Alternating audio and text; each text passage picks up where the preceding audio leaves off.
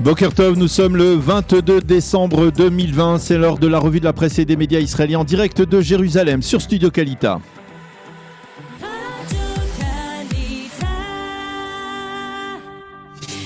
Et sans surprise, tous les quotidiens israéliens parlent ce matin de l'assassinat d'Esther Orgen, cette franco-israélienne abattue vraisemblablement dans une attaque terroriste dans le nord de la Samarie, Daniel.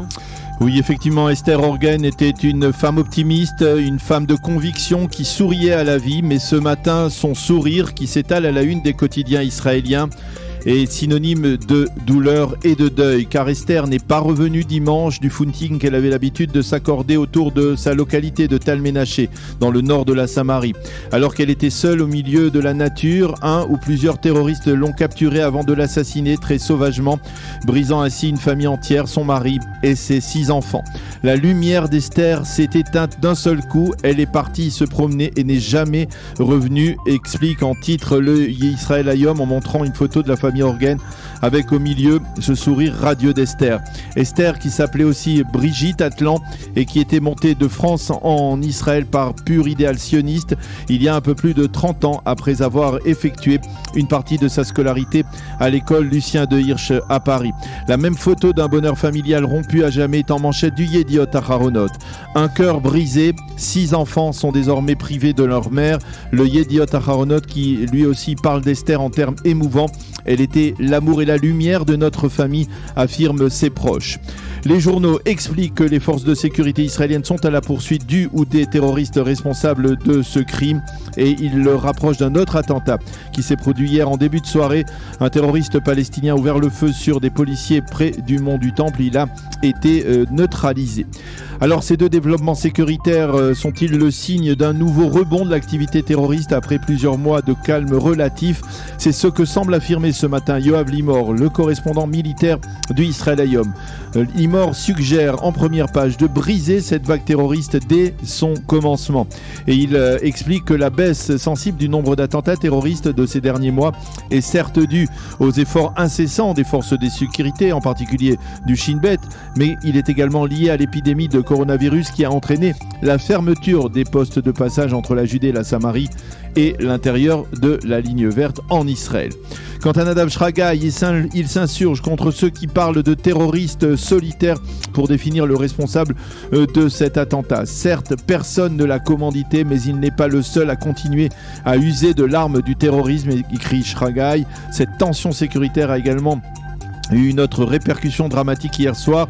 Un jeune Israélien de la jeunesse des collines, a été tué alors qu'il fuyait à bord de son véhicule, une patrouille de police qu'il avait surpris en train de jeter des pierres sur des voitures arabes dans la région de Ramallah. Son véhicule s'est retourné donc dans un accident et il est donc décédé des suites de ses blessures. Dans la soirée, certains de ses camarades ont manifesté près du QG de la police à Jérusalem. Ils ont jeté des pierres sur des véhicules après avoir pris soin de vérifier que des Arabes et non des Juifs se trouvaient à bord. Mais ce matin, dans les pages des quotidiens israéliens et des sites d'information, cette douloureuse réalité sécuritaire est forcée de céder la place à une réalité politique qui n'a malheureusement rien de particulièrement réjouissant. Élection, titre en effet ce matin le Yediot Aharonot, échange d'accusations sur la voie de nouvelles élections renchérit le Israël Hayom. Le projet de loi visant à empêcher de 4e élections en 2 ans a été rejeté hier soir. La Knesset sera dissoute à minuit, annonce le Maariv. 49 députés ont voté hier soir contre ce projet de loi, 47 ont voté pour. La voix déterminante lors de ce vote a été celle de la députée Likoud Michal Shir, qui est toujours députée de ce parti mais qui est très proche de Gidon Sa'ar. Michal Shir a voté contre ce projet. Ses collègues du grand parti de droite l'ont accusé d'avoir détourné le mandat qu'elle a reçu de la part des électeurs du Likoud. Celle-ci répond: je suis en accord avec ma conscience, je vais démissionner aujourd'hui et rejoindre le parti de Gidon Sa'ar. Hier, on a longtemps pensé que Gantz et Netanyahou avaient trouvé le compromis qui aurait permis d'éviter de nouvelles élections. Mais à la dernière minute, Benny Gantz, apparemment pressé par une partie des députés de Bleu-Blanc opposés à ce compromis, compromis s'est rétracté.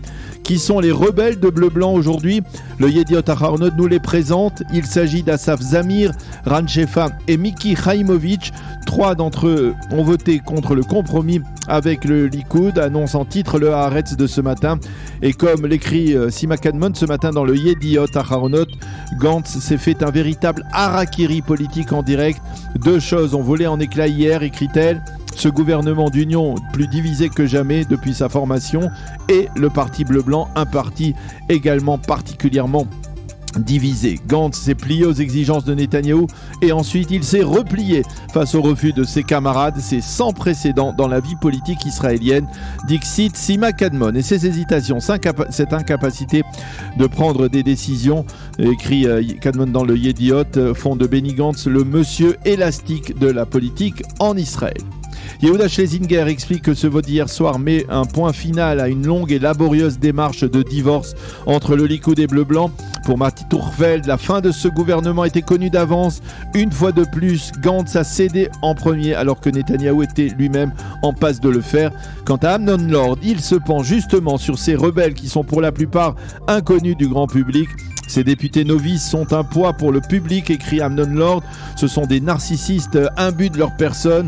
Et Amnon Lord de constater également que Gantz s'est montré incapable de mobiliser ses troupes. Au bout du compte, Israël se retrouvera à partir de ce soir en orbite vers de nouvelles élections. Alors pour tenter d'apercevoir dans cette difficile réalité sécuritaire et politique une lueur d'espoir, eh bien le Israël Hayom nous livre un éditorial rédigé conjointement ce matin par son rédacteur en chef Boaz Bismuth et par Ahmed Sharaï, le rédacteur en chef de l'Observateur du Maroc et de l'Afrique. Ces 2 journalistes proposent à leurs lecteurs de mettre de côté les conflits et les divisions du passé entre le Maroc et Israël, un lapsus significatif et révélateur. Donc de mettre les divisions du passé entre le Maroc et Israël et de côté et de se projeter vers un avenir du rapprochement et de partenariat. Il suggère à l'administration Biden de s'inspirer de cette approche et de ce rapprochement qui a obtenu des résultats tangibles au cours des derniers mois.